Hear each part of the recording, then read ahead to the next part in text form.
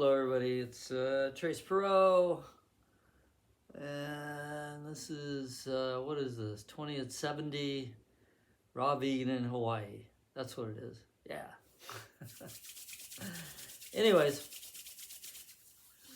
I'm finally getting around to making another video. I tell you, it's no easy task. It's like 3 o'clock in the morning. I look horrible. I'm looking old. Got lots of wrinkles, got the turkey neck going, you know, what the hell. There's only so much you can do.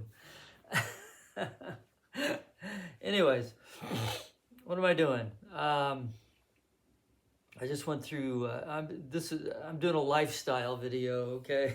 So I just went through like such a horrendous week. Oh my God. I think I worked 65 hours.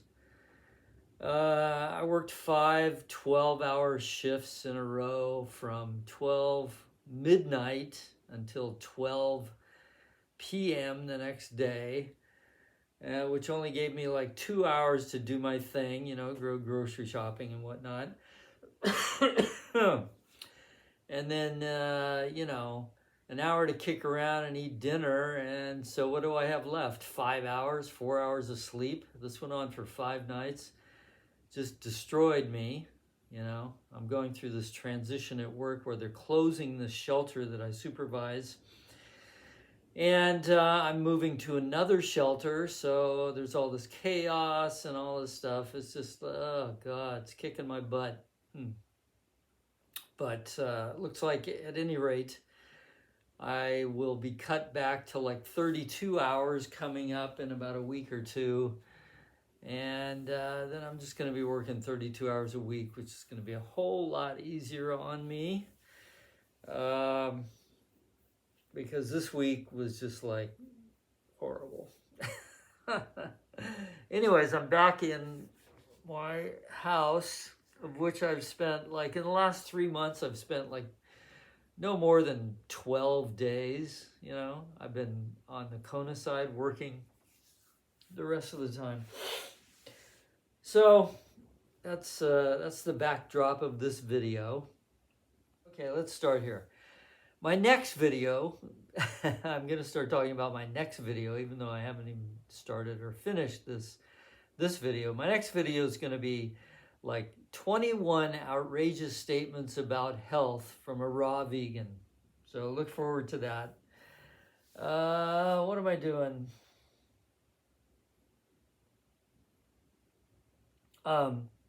Okay, I'm doing lifestyle. Oh God, you can tell I'm just so out of it. I went to bed at 8 o'clock last night. I woke up at 2 o'clock in the morning, so my biorhythms are all trashed from being up every night, you know, working graveyard shift. So hopefully I'll go back to bed after doing this video and get another 3 or 4 hours sleep. Okay, so what's going on? Oh, I was going to talk shampoo. I'll be right back. Swear to God, I feel like I'm going to die. And I've decided I don't give a shit about the way I look on these videos, you know? So I've got my big freaky red glasses on, and I could straighten up my backdrop a little bit, as I am going to talk about paintings. Anyways, yeah, I want to do the lifestyle thing. So, you know, being 70, I'm getting a little wrinkly, you know, more wrinkly than I really want to be. But the fact is that for the last, I'd say at least 10 years, I've been practicing what I call facial yoga, you know. It's basically stretching, building the muscles in your face to take away the lines, you know. Because let's face it, nobody wants to look old and wrinkly. You'll find out when you hit 70. So anyways, what am I doing? I'm doing this thing called Flex Effect that this woman, this bodybuilder up in Eureka, California, has come up with that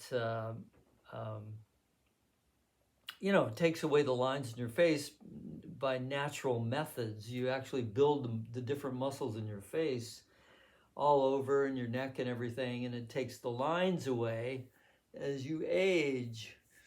And it's called Flex Effect. So if you just look it up on the internet, Google Flex Effect, you'll get it. It's a great program, but I tell you, my results with it were this. I started doing it. My girlfriend turned me on to this somewhere, I don't know, it was in the 2005 or 2007 or something like that. And at that point, what was I like? I was like 60, late 50s, early 60s, right? What is it, 2023? So 23 less 5 is 18. So I was 18 years younger. So I was what, 52? God, it's crazy. So at 52, right? And I didn't look bad. I looked pretty damn good. My hair was getting gray or whatever. And so I started doing this Flex Effect, and it was just amazing. I mean, it made my face look like I was 20 years old. It was incredible. And I did it very diligently, like the laborious, the perennial laborer Taurian that I am. And I just had amazing results, But, through the years, I had a few crises in my life. And at one point, I think in Hollywood they call it when your face falls, it just goes, right? So that sort of has happened in the last 5 years. And, even despite the fact that at least 3 to 4 times a week I go through this entire routine. Now, because I'm extremely exhausted, it makes a huge difference. So when I'm not so tired, when I'm rested up and I'm feeling better and everything, I look a lot younger. But lack of sleep just makes you look like shit. I mean, it just does, I don't know what happens. I don't know what it is, but it does. And I refuse to do the collagen stuff that this lady recommends, She recommends taking all these minerals and, inorganic minerals, your body doesn't absorb them. And she recommends taking collagen, and the only collagen I can find is either animal products or based on inorganic minerals, right? Minerals that haven't been processed through plants. So I'm not going to go there. I don't know if it'll make a big difference. At any rate, how did I get into that? I was going to talk about shampoo, and I wound up talking about that. So I'll give you a little demonstration. You just there's these things that you do, like, you do this, it's called resistance training. And it actually builds the muscle. Your face is full of all these muscles, right? And as you get older, I don't know, something happens to the muscles and the skin and whatnot. And then,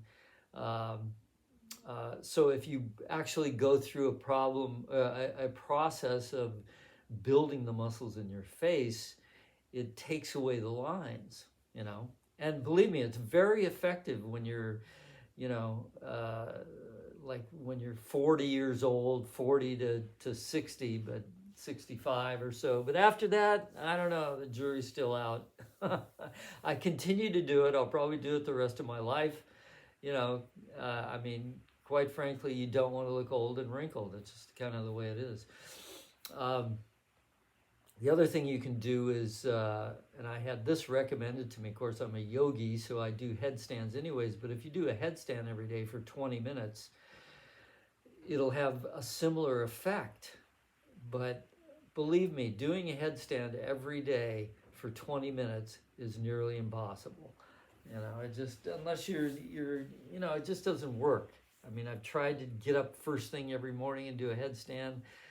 And if you don't hit it in the morning, you get involved in something else, and it's almost impossible to break your day and hit the yoga mat and do a 20-minute headstand. I don't know. I'll keep working on that. But the benefits, the other benefits besides the benefits to your personal appearance in terms of your face, the other benefits are tremendous from headstands. And I do one at least twice a week.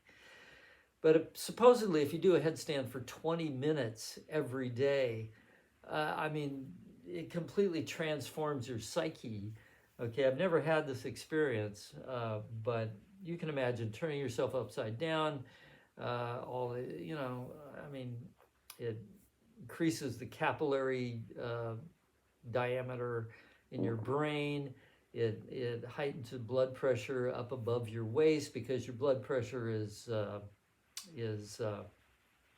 higher from your waist down. So the rejuvenating effects are tremendous. You know, you're turning all your organs upside down, so they're getting massaged and they're getting moved around and all this kind of stuff. So it's an incredible, it's a huge, incredible boon to your health regime. Which brings, since I'm talking about shampoo, I'm going to talk a little bit more about hair. Okay, so the other thing about doing a headstand, right, is that it preserves your hair. It keeps you from going bald. You may go bald down the line, you know, when you hit 110 or whatever. You're probably not going to have a lot of hair no matter what you do, but headstands will retard that. And which brings up another point, which I'll address in the next video. But one of the outrageous statements I'm going to make is that jogging, you know, running makes you bald, because running pools the blood in all your blood in your legs, okay, which draws it away from your upper body and your brain and your scalp, okay, which stresses your hair follicles and causes your hair to fall out. Now, I've experienced this, okay, many times. So what I recommend is that if you're going to jog, and this doesn't go for walking, it goes for jogging, as far as I know. At least that's my experience. If you're going to jog, you want to always do a headstand of at least 5 to 10 minutes afterwards, because it counters the effect of that blood pooling in your lower body, right? And it will prevent you from losing hair specifically due to jogging, okay? So I just wanted to put that in. Now, you know, if you check out older joggers, like let's use Doug Graham as an example. A man does not have a hair on his head. Well, he does on the sides, but, you know, he does a hell of a lot of jogging. And, you know, I know that he's not aware of this particular phenomenon. So I'll use that as an example.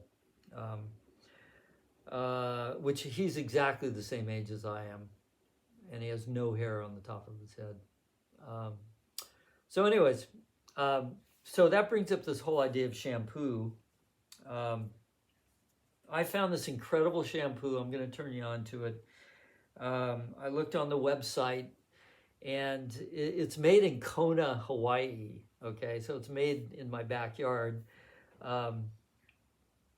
And I'm a huge, huge promoter, fan of using natural products, especially for personal care. Even toilet paper, you don't want to get toilet paper that has bleach in it, or any kind of chemicals, you know. It actually makes a huge difference. So I use only natural products in all cases. I stay away from chemicals in food, chemicals in cleaning products, chemicals in household products, chemicals in everything. Chemicals are no good. There is no better living to chemicals, okay? Chemicals in pharmaceuticals are the same, okay? You want to stay away from chemicals. You know, I'm talking about artificial chemicals invented by man. So I'm going to read the ingredients. The stuff is called, what is it called? It's called Puna Noni, okay? It's coconut Niu shampoo, and it's for hair of all types, hypoallergenic. So I went into because I'm out, it's empty. I went into the health food store yesterday, tried to find a shampoo that was even comparable, and every single one of the shampoos had all these, whatever, all this complicated scientifically named ingredients, right? I'm not even going to go there to try to attempt to pronounce them, but it just reinforced the fact that this shampoo that I just picked up on a whim and that now I can't find anywhere is really the best stuff, and it makes your hair like super soft. So here's what it's got in it. It's got purified water, coconut oil, and then it's saponified, whatever that means, glycerin, pine extract, chamomile flower extract, nettle leaf extract, dandelion leaf extract, clover flower extract, apple cider vinegar, Hawaiian noni fruit juice, coconut scented oil, and it's all certified organic. So there's no artificial chemicals in here. There's extracts, but there's none of that stuff that you read in other quote unquote healthy natural shampoo products. So I highly recommend this. It's 100% biodegradable PCR packaging, 100% recycled plastic, paraben and SLS free, dye and color free, synthetic and fragrance free, all vegan, organic scents, gluten and soy free. And it's the website is www.punanoni.com. If you know anything about noni, it's grown, it's prolifically grown in this, like right down the street from me. Okay, so Puna is famous for its noni. And they say if you drink noni, if you take a little bit if you drink noni every day, noni juice, it's tremendously healthy for you. And I believe that. So yeah, I called them up, or no, I went on their website. They were out of production for a while. I don't know if it was because of COVID or whatever, but they've come back, but they make other products, of which I can't tell you what they are, but they're not making the shampoo right now, right? Which totally sucks. But hopefully they'll come back online. So I had to go with something else. So I found this stuff called Uncle Harry's Aromatherapy Shampoo. Let me show you the label on this. This is the Puna Noni, right? Shampoo. So I found this stuff called Uncle Harry's Shampoo. All right. Aromatherapy Shampoo. Unscented. And actually, I washed my hair with it last night, and it feels amazing. I don't know if it does as good a job as this, but at any rate, it's the only one I found that didn't have a bunch of crap in it, a bunch of scientific names that you can't figure out. So where's the ingredients?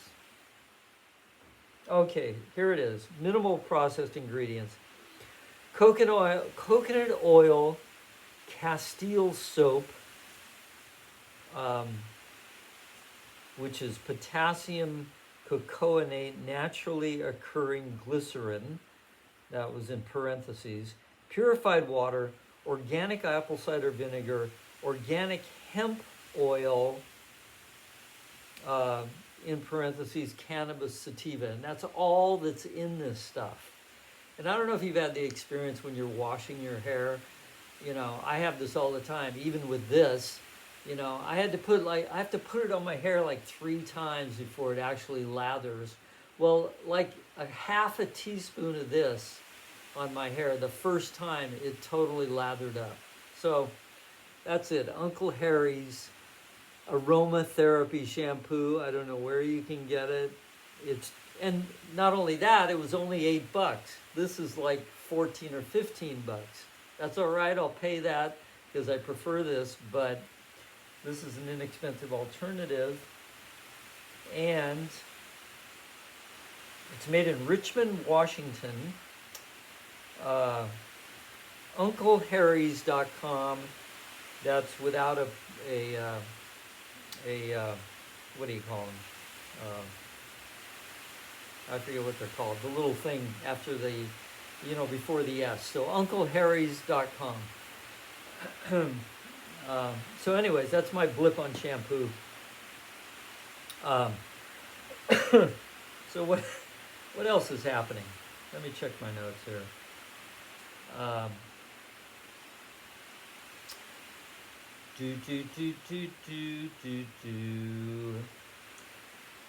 So, I mean, I woke up this morning thinking there's all this stuff I wanted to talk about. Comes flooding through in this stream of consciousness, dialogue when I first wake up. And it's going to be pretty hard for me to reconstruct that. Okay, I'll tackle the most salient thing happening in my life right now, which is, so I broke up with my girlfriend it's been 4 or 5 months ago, and as I mentioned in a previous video, it just didn't work out, and part of the reason is that really just my energy level is so high. And I'm so totally averse to medications and all that kind of stuff. And, living a highly natural existence. And this was kind of the point of conflict. So I didn't, she actually dumped me. And which is interesting because I think, I one day I called her up and I said, well, first of all, she didn't want me to play in her band anymore, right? And I'd put in all this energy into learning her songs because she was a singer. And at one point, she was a pretty successful singer here in Hawaii. And so I learned all these songs, and I loved the songs that she chose. She was a Gemini, and Geminis have great taste in music. Generally speaking, and she came up with all these great songs that I really love. So I did all this work to learn the songs, and we played several gigs and different places, and for some reason she wound up thinking that I was trying to steal the show, and so she decided she didn't want me rehearsing with her anymore, and which I found was very strange. And then on top of that was the fact that she was basically disabled. She had had a car accident when she was 17 and another one when she was 21, and had been had to be medicated for her entire life, right? And she was a very heavy pot smoker, which was part of the medication. And the whole thing just didn't work out. I mean, I loved her dearly. We got along great. She was a great conversationalist, being a Gemini, and but c'est la vie. Have to move on. Anyways, so the conclusion I came from that was, generally speaking, I really don't want to get involved with older women. And it's nothing against older women. It's just, who are supposedly, sexually more astute, I guess would be a good word, and more uninhibited, actually. But first of all, there's very few women who are 80, 10, 10, who are over the age of 40. It's just a rough estimate, right? And, they just slow down. I mean, they just don't have it in terms of energy, physical vitality, Generally speaking, it's not there. There are exceptions, of course, but you're not going to go out and ride 30 miles on a bicycle or go surfing or kayaking with somebody that's like over 60. I mean, they're just not, I mean, they do it. Don't get me wrong, they do it, but they don't, I don't know. It's just an energy thing, I guess.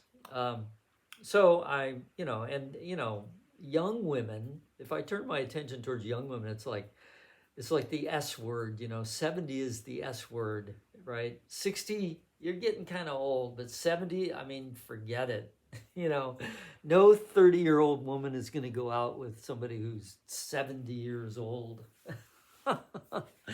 Unless you're like a millionaire, right? Unless you're a sugar daddy. Anyways, this is my kind of sloppy analysis of this whole thing, taken with a grain of salt, hopefully. So anyways, like I mentioned before in a video, I thought I'd go on and see if I could hook up with somebody, a younger woman, on a website having to do with mail order brides. My notes. Anyway, so back to the mail order brides. Okay, so I dug up this website called Rose Brides. Right now, just to flat out state what my intentions were. I studied Spanish. I started studying Spanish when I was like 12 years old, and for some reason my parents encouraged me to do this. And I took progressive Spanish classes for 8 straight years, right? So I got pretty damn good at speaking Spanish. I could read and write Spanish. I was reading, Spanish novels, Cervantes, Don Quixote and all this kind of stuff. Right, so by the time I got out of junior college, I was pretty fluent in Spanish. And I did some traveling down to Spain and whatnot, or down to Mexico, and went to Mexico City and went exploring all through Mexico. At that time, it was possible. It was relatively safe, although I took some chances that I should have never taken.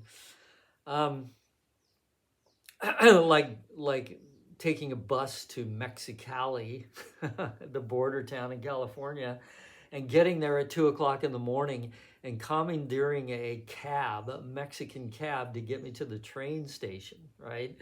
So here's this old beat up car, and these two kind of scruffy looking Mexicans come up, and I get in the car like an idiot, and it's a taxi. He's actually got a taxi thing on top of his car.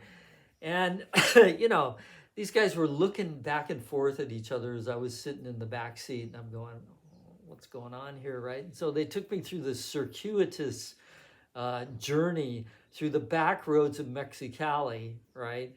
And I thought, fuck, at any minute, these guys are just going to kill me, all right? Well, as it turned out, they did actually take me to the bus stop and drop me off without robbing me or beating me up or killing me or whatever.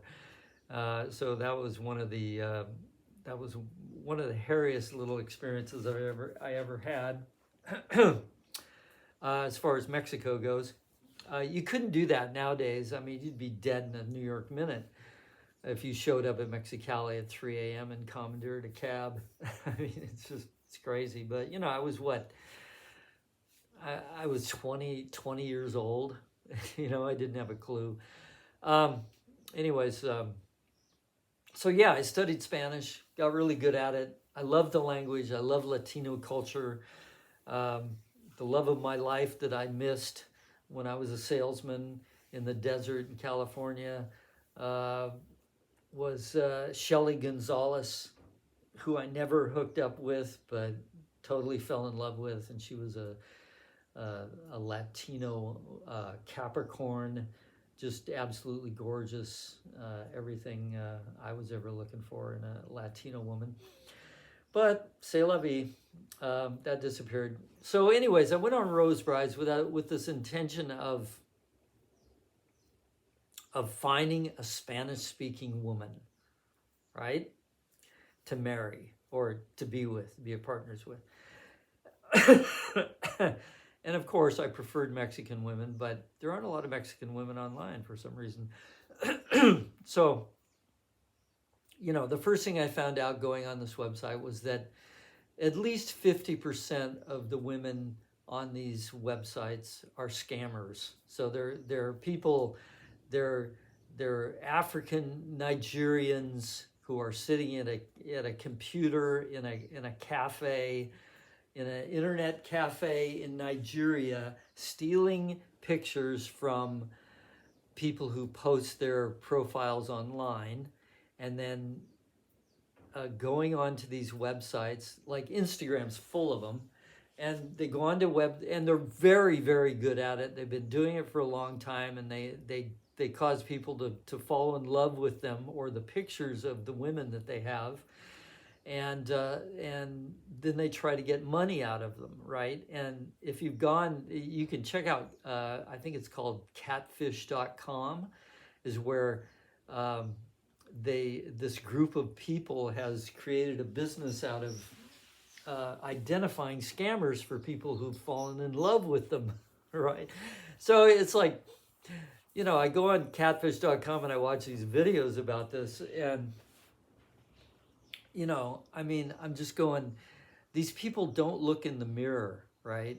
9 times out of 10, they're overweight. They're just wasted, looking type people, and they hook up with these gorgeous younger women or men and think that they're real and fall in love with them and send them money. And anywhere from $1,000 on up to $200,000 they'll send to these people that'll just milk them for all their money. Anyway, so it is a reality.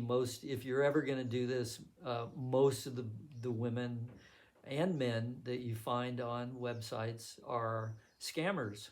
So you got to really do your homework, and you really have to investigate. In fact, I'm in the process of contacting a woman in Venezuela. Woman, she's like 24 years old, right? But I go on these websites, I check out women and see if they look attractive, and if they do, I'll contact them. I don't care what age they are. And anyways, I still haven't figured out if she's a scammer or not. Okay, I'm pretty well convinced she is, because as we got into it, the first characteristics are, they fall in love with you right away, and then they ask for money, all right?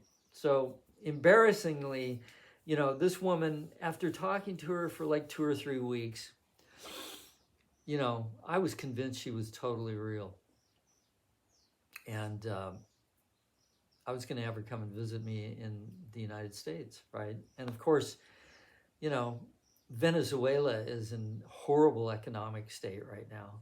So, your average person is just struggling to put food on the table, right? And these women, they appreciate the fact that you're, economically more secure, and you provide opportunities for them. So they're not so picky-uni about who they're going to hook up with, right?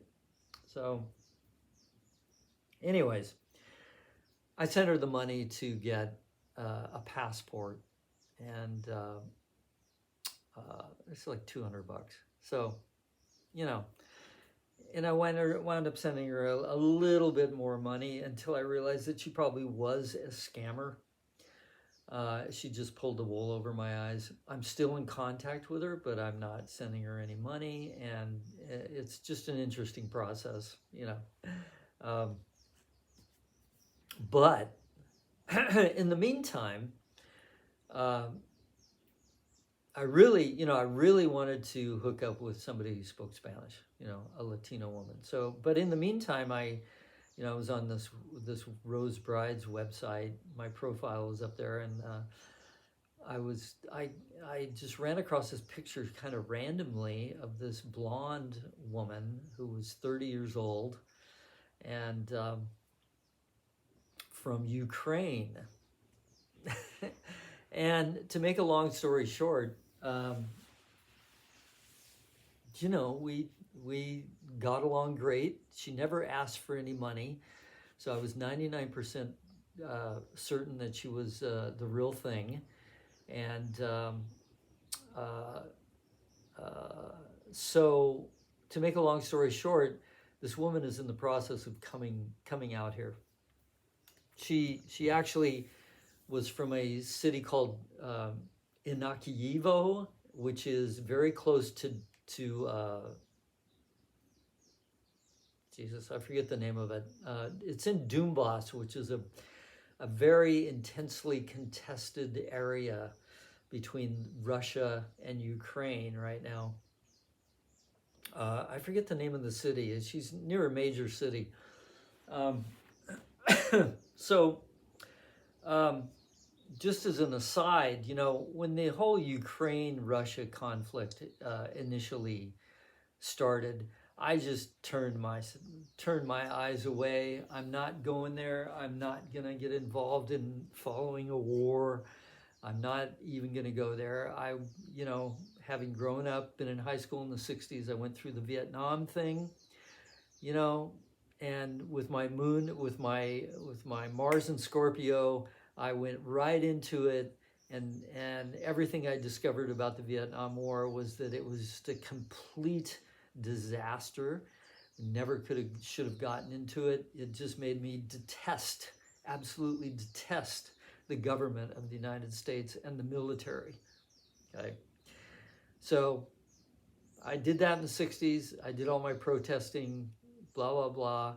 And then along comes Iraq, which turned out to be exactly the same thing, okay? I mean, it was about oil, just like Vietnam was about oil. And so after these two experiences, I swore that I would never, I just swore off following anything that had to do with military conflict. I do not believe in war. I don't care what the circumstances are. And if you right now are following the Ukraine war and you get these ridiculous news reports, either pro-Ukraine or you know, sort of pro-Russian, although the pro-Russian doesn't happen very often. And they go on and on and on about the strategic stuff, and in the background are these missiles firing and these people with machine guns and tanks and all this kind of crap, you know. But if you look real closely at and try to find a video that's actually about the people fighting this war, you know, it's absolutely horrific. I mean, I found a video about people whose job it was to go out and find dead bodies on the battlefield, retrieve them so that the relatives of these people could have some kind of closure. And they got into going into field hospitals and all this kind of stuff. And here are these people, these young men, okay, been taken away from their families, and they're, you know, they've just been just torn up, you know, lost limbs and concussions and horrible wounds to their flesh, and you know, they're sitting on these operating tables and they're in horrendous pain, and they're going to be maimed for the rest of their life. And this is the stuff that war is made from. Okay, it's not made from Putin sitting in a chair in the Kremlin, you know, spieling his bullshit, or even from Zelensky, you know, the president of Ukraine, doing the same thing, although, you know, my sympathy or my allegiances, of course, go to the Ukrainians. But that's not what war is all about. War is about, you know, death, okay? People being maimed, blown up, just cannon fodder, okay? That's what war is about. And so I just wanted to make that point.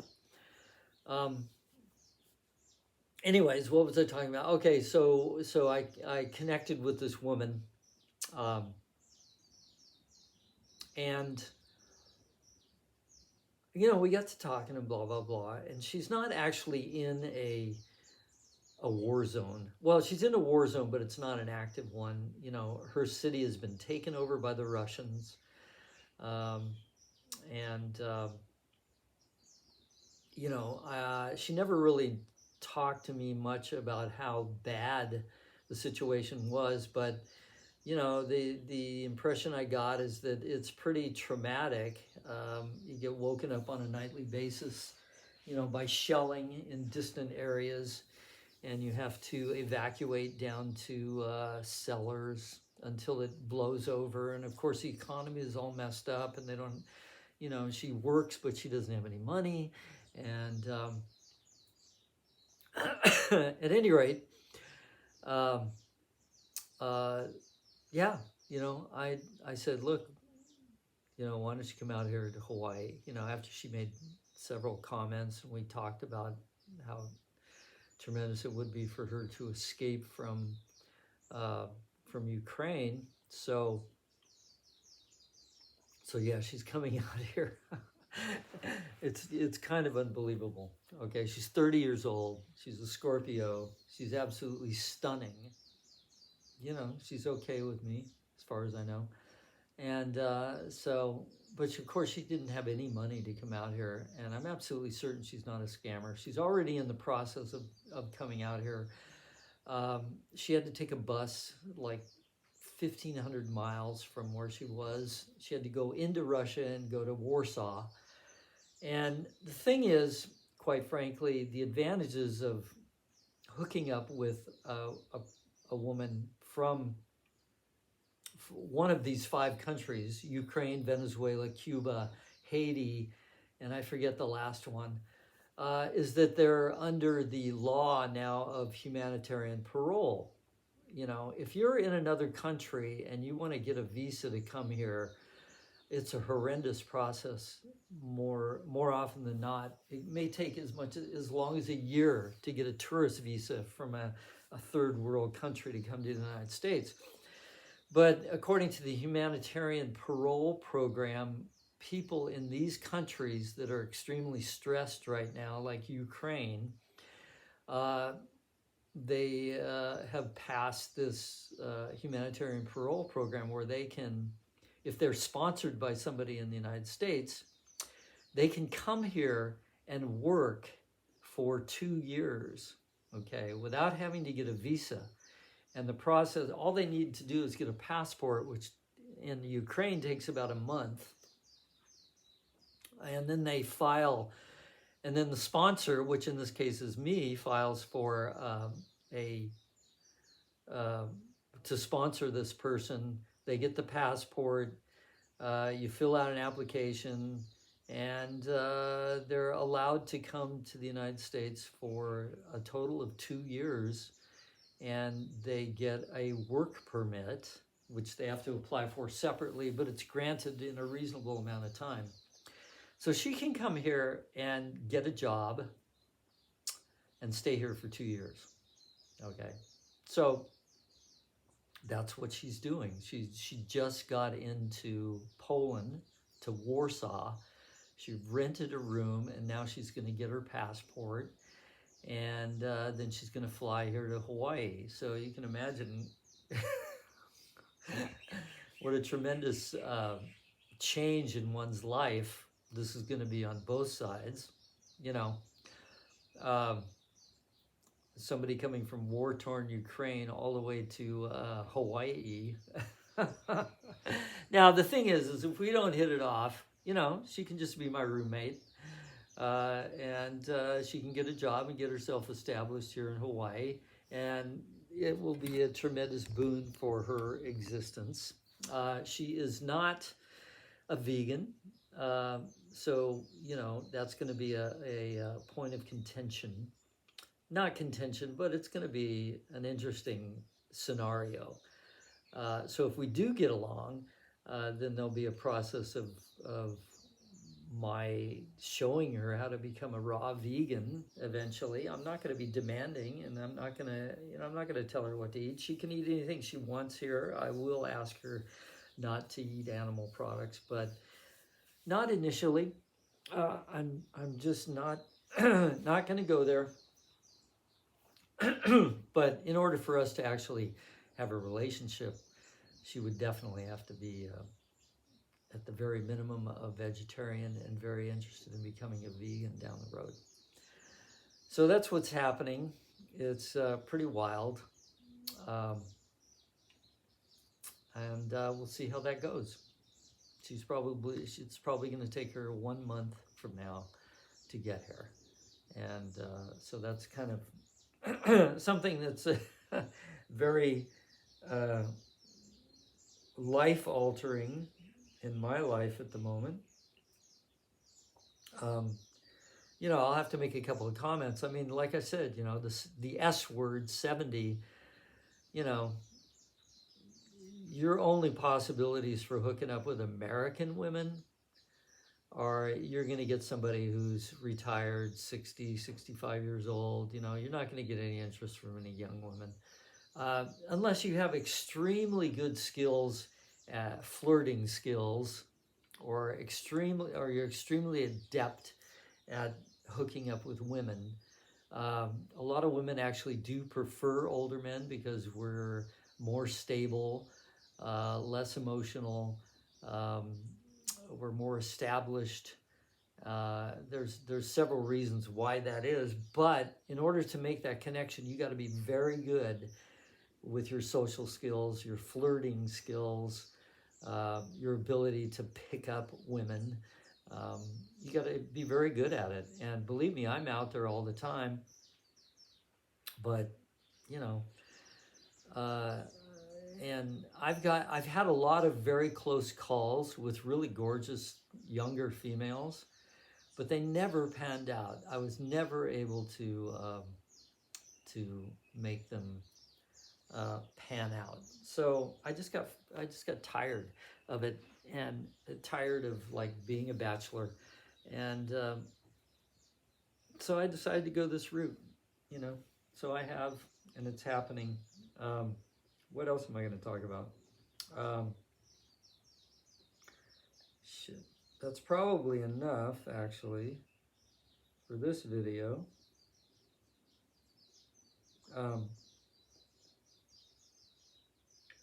So there's a few other things. I sort of dropped the ball on this astrology thing, and I'm still very much interested in astrology. I mean, and in creating a new scenario about astrology that will help people understand each other. And I am going to pick that up. I think it's extremely valuable. And like I said before, I think astrology to psychology is what raw veganism is to standard American diet. I mean, I think it's that radical of a departure, an important departure that we have to make in order to live a fulfilling life. And so I am going to pick that up. I'm not going to do it right now because I'm getting kind of tired. I need to go back to sleep. And I've got a lot to do today. I'm playing tonight with my band, and I need to go over music and all that kind of stuff. So I will check in on my next video, and I'm going to try to put these out on a regular basis. It's incredibly hard. I mean, it takes a lot of time to do this. And, you know, up to this point, I've been kind of self-conscious about the way I look. So I like to look, you know, fairly decent so that people don't get turned off, you know. So that requires a little preparation. But now that I'm settled in my new place and I'm somewhat settled in my new place, my life is a little bit chaotic. Like right now, the place is a mess, and I have to spend a couple hours cleaning it all up, getting it all tidy. But at any rate, it does take a lot of time to do these videos, but I'm going to try to be quicker about it so that I can get them out, because I want to share my lifestyle as a raw vegan in Hawaii, and I do think it will help people and keep them on track if they're struggling with raw veganism, and or even just improving their healthy lifestyle. And I think I have a lot to offer, since I've been doing this for 30 plus years. And I'm not a scientist, I'm not a doctor, I'm not a health coach. I'm just an average, well, I'm not an average Joe, but I'm a Joe. And I want to continue the videos. So anyways, I'm signing off. This is Trace Perot in Pahoa, or in Puna, Hawaii. 20 at 70, raw vegan in Hawaii. And I'm on Instagram under 20 at 70. That's AT70, raw vegan. So check me out on Instagram. And I'm actually on Facebook too under Trace Perot. And I'll put a title in because the spelling of my name is actually quite unusual. It's the only one in the yellow pages. Remember the yellow pages? Anyways, signing off. Hope you have a great day. Adios.